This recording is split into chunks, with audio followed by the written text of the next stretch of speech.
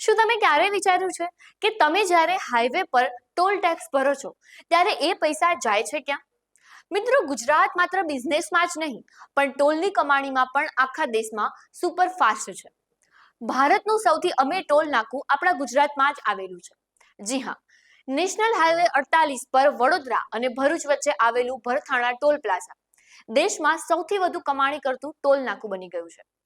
વિશ્વાસ નહીં આવે, પણ છેલ્લા 5 વર્ષમાં આ એક જ ટોલ પ્લાઝાએ સરકારની તિજોરીમાં 2158 કરોડ રૂપિયા ઠાલવ્યા છે.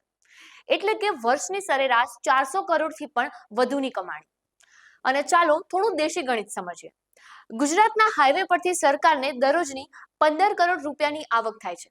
એટલે કે તમે અત્યારે જ્યાં રીલ જોઈ રહ્યા છો એટલી જ વારમાં આશરે 1.4 લાખ રૂપિયા ટેક્સ પેટે જમા થઈ રહ્યા છે.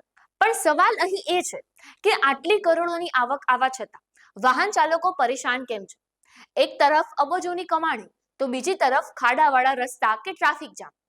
શું જનતાના આટલા કરોડો રૂપિયા આપ્યા પછી પણ સુરક્ષિત કે લક્ઝરિયસ રસ્તા મળવા ના જોઈએ? કેમ આપણો હક નથી? ભરથાણા ટોલ પ્લાઝાની આ અધધ કમાણી વિશે તમારું શું માનવું છે? અને ટેક્સના બદલામાં તમને સુવિધા મળવી જોઈએ કે નહીં? કોમેન્ટ બોક્સમાં જરૂરથી જણાવજો. અને આવી જ હકીકતો માટે લલકાર ન્યૂઝને લાઇક, શેર અને ફોલો જરૂરથી કરજો.